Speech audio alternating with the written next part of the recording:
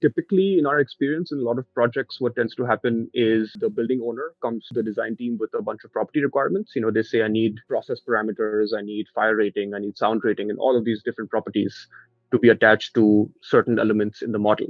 And these property requirements get defined either as MVD XML or Excel or JSON or something like that. And so the idea is when you start a project, you first come into the properties tab in Anker here and import your owner's property requirements directly into Anker. Previously, if you were using shared or project parameters in Revit, and you were maybe having a Dynamo script that automates the creation of these shared parameters, you don't need to do that anymore. You come to Anker, you import your owner requirements, and it just creates all of those requirements directly as Anker properties for you to start working with. Hey friends, welcome back to BIMvoice. I have today here with me Harsh and Salim from Reop, and we are going to talk about Anker, a product they are developing. Hi Harsh, hi Salim, how are you doing, guys? Hi. Good, man. The weather in Oslo is turning bad, but it's getting cooler, thankfully. Yeah, we got enough good weather, so now we get to business, Yeah. This is how it works here. Yeah. Okay, cool. Before we start talking about Anker, please, let's start with you, Harsh. Tell us a few words about yourself. Yeah, so I'm Harsh. I am an architect by background. So I studied architecture in school and I worked as an architect for a few years. So that's kind of my main skill set or expertise. But along with architecture, I also am a programmer, an engineer. And so I have been learning programming and building products for quite a few years now. And my latest thing that I'm doing is working along with Salim and Hovar and a whole bunch of really cool people at Rio for the last year. So last year around May, I packed my bags from Seattle in the United States and moved to Norway to work with all of these cool people. And here we've been doing a lot of consulting, product building, problem solving basically for the AEC industry. And it's been a lot of fun. Just some background about my prior experience. Before Reop, I was helping run an entrepreneurship team, like internal innovation team at NBBJ, which is a global architecture firm. So out there, I was kind of an architect, but architect with a tech skill set, trying to help other colleagues of mine be better and faster at what they did, and also learning a lot from them, obviously, about the design and construction process. Other than that, I would say that lately, most of my time has been focused on what we're going to talk about, Anker, and figuring out what problems we're trying to solve with Anker, along with Salim. It's your turn, Salim, now. Hi. So I'm also an architect by background, but during my college days, I spent a lot of time doing non-architecture stuff and doing, programming and Grasshopper and those kind of stuff. So I developed a very keen interest in computational design and anything computational in general. So later I worked for WeWork, and there I could witness a lot of cool stuff built by amazing people over there. And then I worked for Gensler and could build my own stuff there as well, similar computational design and standalone tools. And last year I joined Hobart and the team at Reop in Oslo, and that's been pretty interesting. And ever since I started at Reop, we've been building Anker, and that's the most exciting thing happening. And pretty excited about how it works and what it is and the mission itself. Let's talk about it. Yeah, that sounds very nice. Okay, cool. Now, guys, tell me, what is Anker? I think maybe I can take a little bit of that. Maybe Salim, you can add things as you see fit and what I miss. Yeah. But at its core, Anker is just database in the cloud. It's a property database in the cloud. The idea behind Anker is that it is a utility to be used by all different stakeholders in the AEC construction value chain, right? So the idea is that if you are a designer, engineer, contractor, building owner, you have some use out of Anker. You have some use out of this property database in the cloud and what benefit it gives you. And so we basically are leaving the scope of Anker pretty open and trying to find more and more different use cases and problems to use our database, basically. Why did you start to code Anker? What is the issue you wanted to fix? Yeah, so the main problem that we're trying to tackle is the issue of data quality when it comes down to model-based construction and delivering of high-quality models to construction sites for facility management and maintenance. This kind of originated actually from our experience at Reop over the course of 3 to 4 years, working on various public projects in Norway. And I guess our expertise, our background is as designers and architects and engineers. We deliver data and models to the client. And when we were working on these projects and consulting alongside fellow architects, we realized that it is quite challenging for project teams to deliver high quality data when the client requires it. When I say high quality data, I mean IFC files, final BIM requirements with a bunch of property sets on them. And we found ourselves solving the same problems over and over again for our basically design and engineering clients, which was, Dynamo scripts, Excel workflows, trying to populate parameters and check parameters in Revit and ArchiCAD and Tekla. And we had this kind of, let's call it brain fart last year when we were talking about property databases and how property databases work. And we realized that if we just made a property database that is independent of design applications, independent of Revit and ArchiCAD and Tekla, it'll actually solve a lot of the problems we've been repeatedly solving fresh on every project. That this idea alone can maybe almost help us a lot in our consulting work that we have on a day-to-day basis.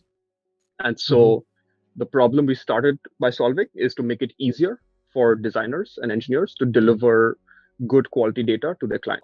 Since then, our scope has expanded a little bit by just talking to different kinds of stakeholders about this property database. We realized that another value proposition is that it makes it easier for owners to check the data that they get delivered, that they don't have to manually go through and see all the files, but they get reports that they couldn't before. And it's easier for contractors to enrich data and use it in other ways that they didn't have easily accessible before. So, make the data a little bit more accessible to site, get some analytics out of their model data, things like that. But in summary, it started out as an application for designers to deliver better data, but now we're finding more things along the way for other stakeholders as well. Okay, I understand. That makes a lot of sense. Now, how does this work? Is this a standalone application? What other application it integrates with? Anker on its own is pretty platform agnostic. It is just its own little cloud-hosted server and database. But then we have built connectors to different applications. Right now, the main connector that we have is to Revit. So we have an Anker add-in for Revit that hooks up your Revit model to our cloud database to allow you to sync data to the database and back from it to your Revit file. And we've also built a functionality in the database itself to import IFC files. So you can sync your IFC files to the database and export it out future as fresh files. Our plan is to add more and more integrations like this. So just two-way streams of data going between different proprietary applications and open formats. Pretty soon, ArchiCAD is next on our list. Tekla is on our list. Maybe even Rhino and SketchUp in the future. But the idea is that you should be able to connect to all kinds of design and authoring applications through Anker in the future. Only authoring applications, you say. Isn't there any value in making this connection also between tools like Solibri or Navisworks? Is there any case for this as well? I'll actually punt the Solibri and Navisworks question to Salim. But before I do that, I think there's one more case to be made, which is to connect it to applications downstream the value chain. So say, for example, you get a bunch of IFC models from your design teams and you want to check it and create a Power BI report. Connecting it, exporting to Power BI is pretty valuable. Exporting this data to other applications like cost calculation systems. Big Office is one that's used in Norway quite often, I hear. Calculus is another one that is used. So actually hooking up the model data to other applications that can use it is also something that we are looking into. Okay, it's not an existing functionality. It's something that you think to integrate in the future eventually. Correct. Yeah. When it comes to Solibri and Navisworks, it's more or less what we're trying to get away from. Since you understand, most people open IFC files in Solibri and they do takeoffs and create views and all those. Yeah. But what we're trying to do on Anker is that you just go on a website and you can do exactly the same thing. So why would we integrate it with Solibri? Okay. So it's more or less, we have like an overlapping functionality when it comes to Solibri, but it seems a lot more easier and intuitive when it's like a web platform to extract data, to validate data, or even to visualize. At some point, we're going to have like a 3D viewer. So imagine your IFC model just shows up on Anker, and then you can see the data and model at the same time on the web. Yeah. And I'm thinking about clash detection. I assume you don't have any, or do you plan also to make something that regarding this? Because this is actually one of the most important, let's say, things you can do with Solibri, clash detection. I think for that part, because Anker is just a metadata, right? Like our focus is metadata on the parameters that you have on your project. So we're not starting to focus on clash detection, as I mentioned, but our goal is data quality, and clash detection comes under that goal. So eventually we will, but that's a longer term thing for us, Yeah. I would say. Not But a priority. I understand. noticing IFC.js, so imagine IFC.js develops like a library for clash detection, then it would be like a super easy thing for it to integrate with Anker. So you have like every feature that IFC.js has, plus whatever data management and quality control that Anker provides in the same place. Yeah. Well, I'm sure IFC.js won't focus only on that, but that's one goal of the team. Antonio said that several times, so it's pretty clear that is going to happen. They want to do that. That leaves a lot of opportunities. I'm really looking forward to those times, to be honest. It's the project IFC.js, it's really growing at a very, very fast pace, and I can't wait for it to take by storm the entire industry. And we can't wait to integrate with it. Yeah. Pretty soon. Let's start this chat. Let's have some fun. Let's see something. Let's navigate through something. Let's see how this tool looks like. Yeah, let's do it. I'm just going to share my screen and show you guys Anker. Can you see my screen? Yes. Perfect. So as I mentioned, Anker is a web platform. It's a database that has a front end at ankerdb.com. So this is how you access all of your data that is stored in Anker. And the way we've structured Anker is around projects, elements, and properties. So as you can see, a project is basically, it can be anything. It can be a road project. It can be a bunch of building complexes. It can be a single family house. The idea is that it's one thing that you do. And a project typically has files. The idea is if you're working in multiple Revit files or IFC files, you can link these files to your Anker project. And the project will help manage metadata across all of those files for you. So what I'll show you guys is an example of, I would say, like if you're a designer or an engineer and you want to use Anker, how you would use Anker alongside Revit to help manage metadata. So typically in our experience in a lot of projects, what tends to happen is the building owner comes to the design team with a bunch of property requirements. They say, I need process parameters, I need fire rating, I need sound rating, and all of these different properties to be attached to certain elements in the model. And these property requirements get defined either as MVD XML or Excel or JSON or something like that. And so the idea is when you start a project, you first come into the properties tab in Anker here and import your owner's property requirements directly into Anker. Previously, if you were using shared or project parameters in Revit, and you were maybe having a Dynamo script that automates the creation of these shared parameters, you don't need to do that anymore. You come to Anker, you import your owner requirements, and it just creates all of those requirements directly as Anker properties for you to start working with. The next piece is hooking up your files to Anker as basically connecting your Revit or ArchiCAD or Tekla files to Anker. This is a project where I have connected Revit files. And so if I go to this Manage tab here, you can see that I have these 3 Revit files that are directly linked to Anker. So there's onfill, Pakhuset, and infill. And the idea is that basically these are connected through the Revit add-in. And if you have the add-in installed, every time you sync basically to BIM 360 or your central server, it will also sync the data to Anker. And so you'll always have the latest live data that the central model has also available to you in Anker. And if you're afraid of the sync being slower, don't worry. We have optimized it quite a lot.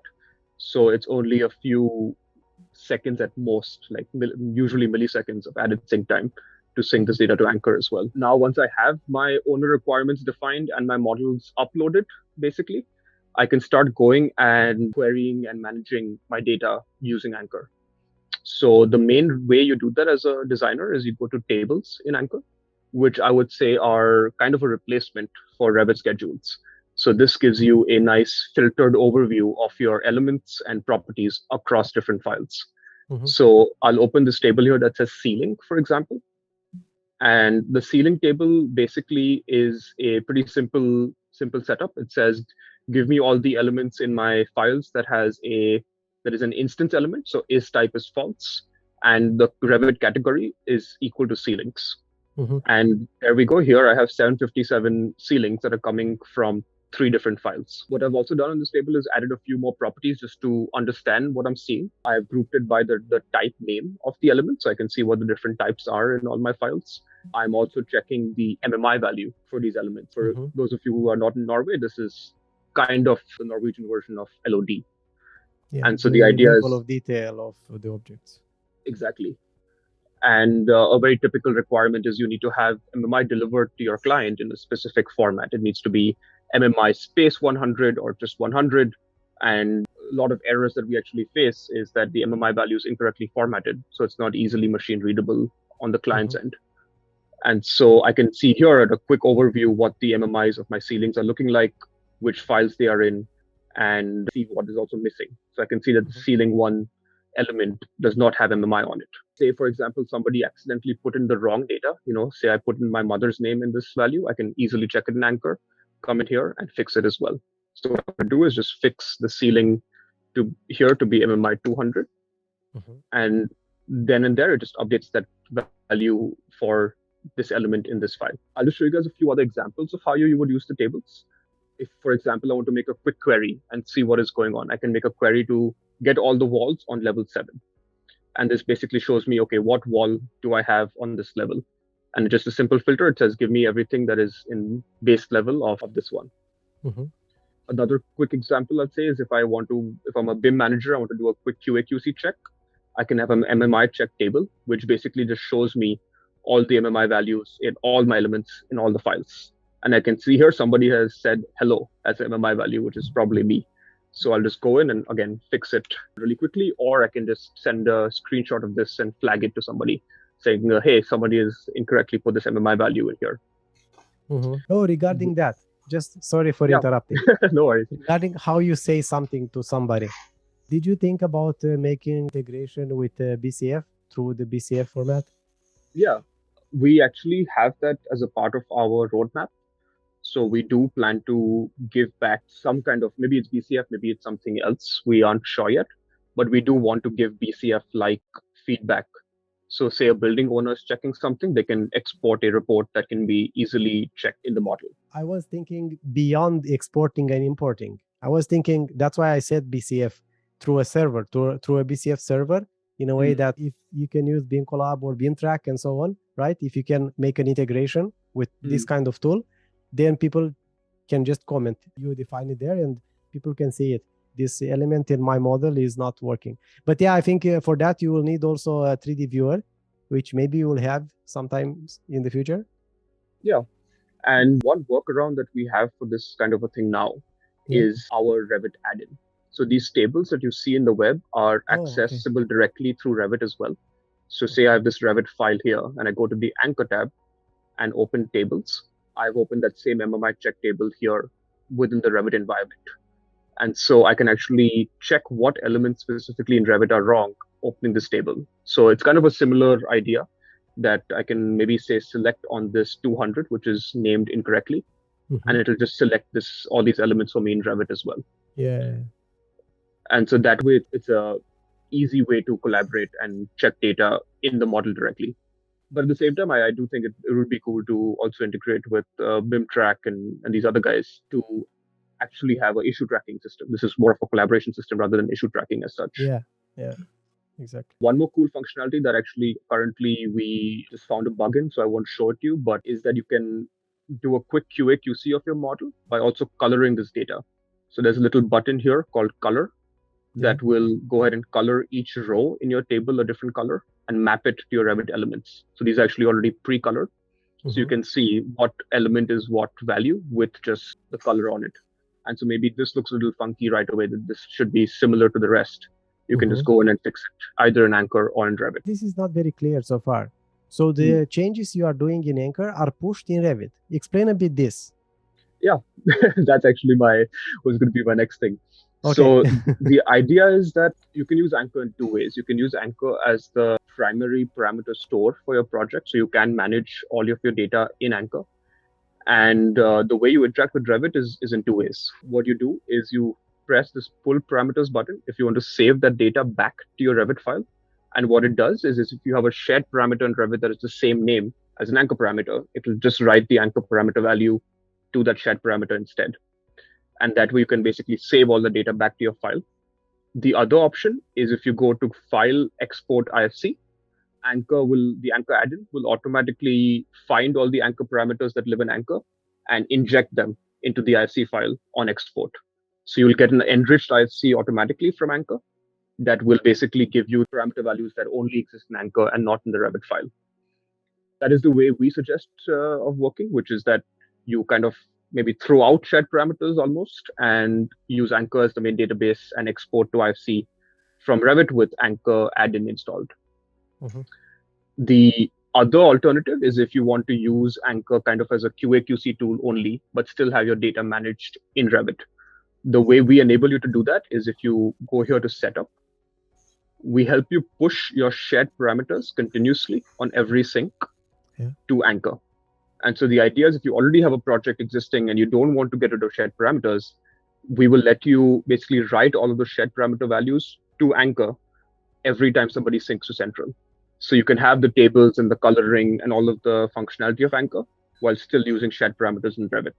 So then I can either check it and update the shared parameter in the properties tab in Revit, or I can go to the Anker table, update some value, and then pull it back to Revit. But thanks for that was a clear question, Petru. Thanks for clarifying.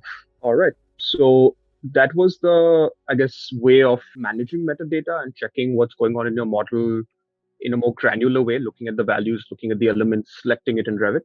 Mm-hmm. We have some other functionality as well that designers can use, which I'll show really quickly. One of them is this little button in Anker called populate. Mm-hmm. Populate, in effect right now, is meant to be like a replacement for getSetParameter that you would use in Dynamo ordinarily. I haven't used it so much myself, but from a lot of people I've heard that about 80% of what they do in Dynamo is getSetParameter. And the idea is that this is a replacement for that. One of the things that we saw pretty often amongst our clients was that you had a lot of contractual requirements that you had to populate on every element in the exported IFC file. Say, for example, it needs to have a file name, it needs to have a contract number, it needs to have all of these different parameter information that is mostly contractual. And we've built populate to kind of solve that for you. And so this is an example called file name contract. The idea is that every element in this file called infill must get some parameter values attached to it. So what I'm saying here is when an element is inside of the infill file, give the ANSV property a 100 value rating, give the fire rating a suffix to it, and give the acoustic rating element the same value as its type. So inherit the type value and apply it to the instance. Mm-hmm. And if I save and run this will go ahead and just automatically apply all of that information to my properties in that file. As you would do in Dynamo, there's a couple of advantages to doing this way. One is it's much faster. It doesn't block you from using Revit. It happens automatically in the database. And the other part is that it can apply across files. You don't have to open 3 different Revit files, open Dynamo, select the documents, run it, have an error or warning when you update 2,000 elements across files. This just happens in the background, happens seamlessly, and you can do it across as many files as you would like. Yeah, that sounds good. And pretty soon, Salim is going to release for us a very cool feature called Automate that is kind of Populate's big brother. Idea is that right now you still have to create a workflow, hit save, and hit the run button. We're not a big fan of buttons. And so what you're going to have is a workflow that you can set up. You can say that every time a user syncs this Revit model, I want to populate all of these parameters in the Revit model based on these conditions. So our dream is that when a user models a wall in Revit and syncs to Central, that wall automatically gets all the right parameter values without anyone having to touch anything at all. You can also set up things like scheduling and tasks. For example, every Wednesday night, I want to populate all of these parameters before the IFC model gets exported the next day. So that's coming pretty soon to the product. Mm-hmm. Nice. Last thing I will show you, this is maybe a little useful for designers, but this is primarily a utility we built for our building owner clients, which is the validation functionality in Anker. So say it's a Thursday afternoon and your deadline to deliver the IFC file or whatever BIM delivery you have is the next day. And you want to just make sure that what you're delivering is correct before you send it out. Validation kind of gives you a bird's eye overview of what is correct and what is wrong based on the property requirements of the owner. And so, for example, I have a simple validation rule set up here, which just says that whenever my MMI is 350, I need these 3 properties to have these values. So fire rating must be a value of 60, ANSV1 must exist, and is external must exist as well. And if I run this, what I get is a pretty simple report of what is going on. I can see that ANSV1 has a 100% pass rating, but there's something funky going on with fire rating and is external. Mm-hmm. And I can dig into it further by just opening this inspect button and seeing, okay, why is my fire rating missing? Looks like there's none right now in my model. So it's a way to get a bit of a bird's eye overview and then dive further into the data. We also let you download this data to a zip or a JSON so that you can visualize it in different ways in Power BI. Mm-hmm. But what I'll show you guys is a very cool validation that we set up that is much more detailed and directly on IFC files. So I just imported the sample GhoulStation model here, which basically has a whole bunch of IFC files that come from StatsBig. And I've also imported their property requirements as an MVD XML. So we have an MVD XML import directly in Anker. You can import it here. And these are all the architecture requirements from StatsBig that I'm comparing to GhoulStation. Mm-hmm. And as you can see, it basically composes all of the requirements for what IFC flow segment must have, what IFC window must have. If I open this, it shows me that IFC window, if it exists in the model, it must have all of these properties on it. Yeah. And if I run this validation report, I get a pretty detailed overview of what is going on in my project. Then I can go ahead and filter it down by file. I can say, okay, let me just see how the architects are doing. Check the architecture file. Not so good, it looks like there, but this is a bit better. And I can start to slice and dice these reports for more information. I can just see the window requirements. And again, I can start digging into it further by clicking this inspect button and seeing what is actually going on with the values and where the values are missing. That, I think, about the gist of it with Anker. It's a pretty simple app. You've got tables, populate, validate, and import basically to get your files and data into Anker, along with our Revit add-in. I have a question for you. Let's say you are a client, right? You don't have Revit, but your other subcontractors or people involved in the project, other stakeholders, use these tools. Only as a client, how would you use it? Would you use only the validate stuff? What would be the purpose and the workflow for this? Yeah, so if you're a client, I think the main thing you want to know is what data you are getting from your team. Mm-hmm. And also passing this data on further down to other stakeholders. So in that case, you can get data in two ways in Anker. Most clients of ours just get IFC files as their delivery. So what they do is they import this data into Anker and run validations on it or open tables to actually see what the values are looking like. The other alternatives, which we think is a promising future, is if the whole team is using Anker together and pushing data directly from the Revit files. You as a client don't have to open Revit at all or even get IFC deliverables. You can just go to the ankerdb.com, log in, and see all of the data that the teams are pushing in their design models on a weekly basis. Mm-hmm. And so you can actually check and track your project progress just by going to Anker while the team constantly syncs the latest data to it. Okay, I understand. So it works like an information master for different projects. Yeah, makes sense.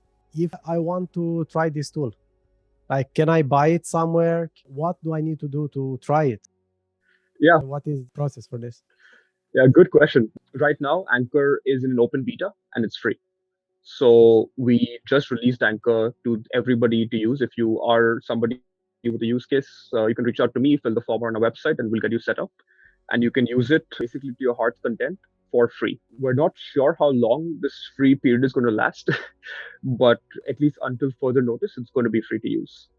And so what we really want is we want to learn about what people want from Anker. We want to build a good product first and foremost.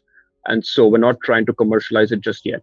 If you are interested in having us work closely with you and implement it deeply in a project, if you have specific needs and you want more functionality or scripting or something else, then we also are doing some more custom development contracts with clients using Anker as main, I guess, base or platform to do that. Mm-hmm. But again, to use Anker itself, there's no cost right now. Okay, that sounds very nice. You heard it, right? Just go ahead, download it and try it. Where people can find it on reop.com or anker.com? Yeah, so you go to reop.com/anker. Oh, not Ambler, that is something else. You go there and you just drop email and I will send you an invite, or we'll send you an invite to Anker. So the invite will have your login credentials to the website, the link to the Revit add-in, and all of the documentation that you need. Okay. Is there any limitation regarding the size of an IFC file? Nope. Well, IFC file, there is a limitation when it comes to import. I think it's around 500 megabytes to a gigabyte. We've pushed it further, but that's a recommended size that we give. Okay. But as far as the amount of data that you can push to Anker, there isn't any right now. We have clients pushing over 70 million parameters to Anker. And our database and we are not complaining. It's completely fine and works well. Yeah, cool. Where should we expect the new features, the new tools integrated with like ArchiCAD? How does the roadmap look for now? So honestly, ArchiCAD and Tekla and those integrations haven't been asked so much. What's been more important is exporting IFC files. So importing data, enriching the file, exporting back to IFC, and then hooking Anker up to external APIs, like connecting it to other data sources downstream. This is primarily the request from our contractor and building owner clients. Okay, so to use. And how does export works for now? It works very well. Like you can export without any issues into IFC. Right now, there is no IFC export. Okay. So that is the thing we're going to release next. Right now, we have enrich IFC. Like if you export from Revit, that IFC gets added data on top of the existing data from Anker. So that's what we have now. But we are looking at a more elaborate export. Yeah. Okay. Awesome. How should people reach out to you? So we say reop.com. Do you have any other channels would you like to send a message for? Yeah, definitely reop.com/Anker. That is the best way. I always respond within a few days at the most. There's also my email, which harsh@reop.com. Salim is also always open, salim@reop.com. And if you go to our website, you will see all of our contact information, phone, Twitter, LinkedIn, all of those avenues. At least I am and Salim are pretty available to get back to you on. Okay, so reop.com. Yeah. Also, we do post exciting updates on LinkedIn whenever we have new features, so watch out for that. Yeah, I think should follow Hovar. He's the one posting maybe, or you as well. Yeah, follow Reop first on LinkedIn and then Hovar as well. Okay, cool, guys. Thank you very much. It was very nice to have a closer look at Anker. Let's hope many people will be curious and try the project, the tool, and give you some useful feedback. Yeah, that's the main thing we're looking for. And thanks for having us here, Petru. It was really nice. I really liked the questions. So it was nice to answer them. Awesome. Then I guess see you around. See you. Sounds good. See you.